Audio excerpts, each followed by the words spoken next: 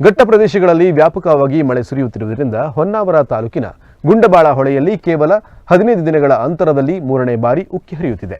ಬುಧವಾರ ತಡರಾತ್ರಿಯೇ ನದಿಯಲ್ಲಿ ನೀರಿನ ಹರಿವು ಏಕಾಏಕಿ ಹೆಚ್ಚಳವಾದ ಪರಿಣಾಮ ನದಿ ಎಡಬಲ ದಂಡೆಯ ವ್ಯಾಪ್ತಿಯಲ್ಲಿನ ತೋಟ, ಗದ್ದೆ ಮನೆಗಳಿಗೆ ನೀರು ನುಗ್ಗಿ ಪ್ರವಾಹ ಸೃಷ್ಟಿಯಾಗಿದೆ.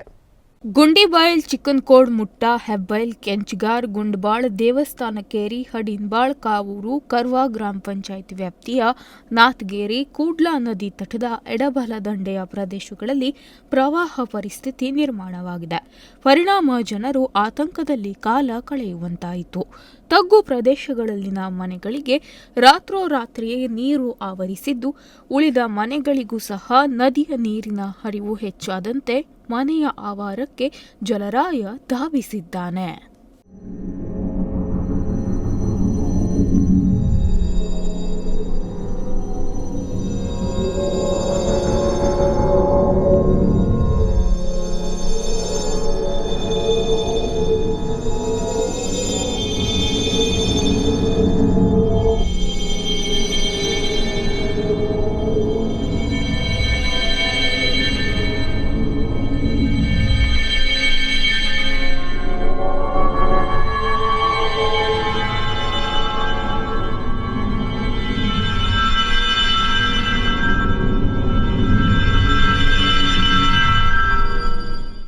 ದೋಣಿಯ ಮೂಲಕ ಜನ ಜಾನುವಾರು ಸಾಗಾಟಕ್ಕೆ ಗ್ರಾಮ ಪಂಚಾಯತ್ ಹಾಗೂ ಅಧಿಕಾರಿ ವರ್ಗ ವ್ಯವಸ್ಥೆ ಮಾಡಿ ಕಾಳಜಿ ಕೇಂದ್ರಕ್ಕೆ ಜನರನ್ನು ಕರೆತಂದರು.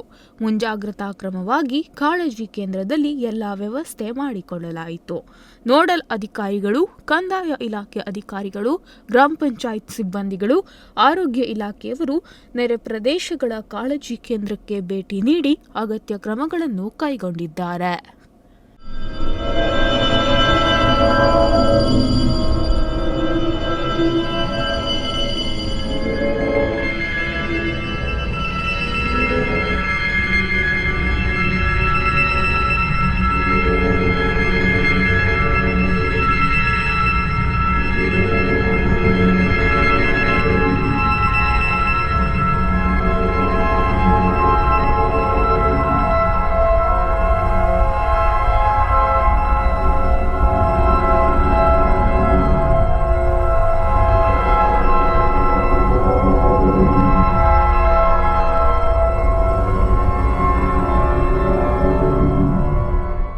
ಬಾಸ್ಕೇರಿ ಹೊಳೆಯಲ್ಲಿ ಕೂಡ ನೀರು ತುಂಬಿ ಹರಿಯುತ್ತಿರುವುದರಿಂದ ನದಿ ಅಂಚಿನ ತೋಟಗಳು ಜಲಾವೃತವಾಗಿ ಸ್ಥಳೀಯ ಮನೆಗಳಿಗೆ ನೀರು ನುಗ್ಗಿದೆ.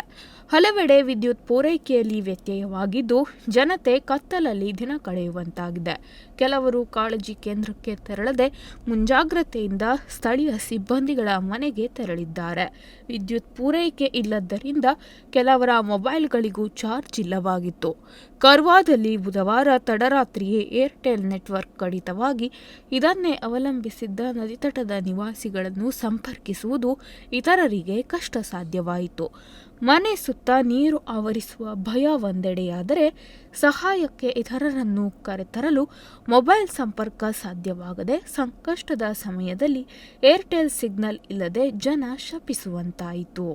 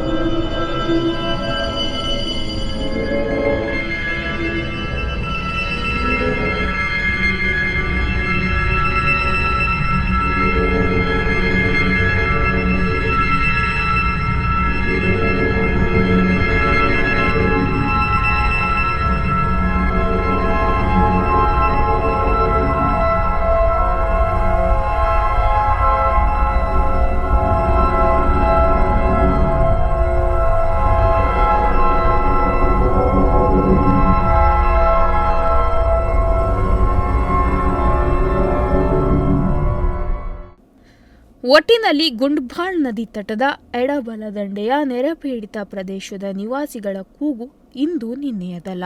ಸಮಸ್ಯೆಗೆ ಪರಿಹಾರ ಎನ್ನುವುದು ಮರೀಚಿಕೆಯಾಗಿದೆ. ಮಳೆಗಾಲ ಬಂತೆಂದರೆ ಯಮಸ್ವರೂಪಿಯಾಗಿ ಪ್ರವಾಹ ಆವರಿಸುವ ಜೀವಭಯದಲ್ಲೇ ಕಾಲ ಕಳೆಯುವಂತಾಗಿದೆ. ನಾಗರಾಜ್ ನಾಯ್ಕ್, ನುಡಿಸಿರಿ ನ್ಯೂಸ್, ಹೊನ್ನಾವರ.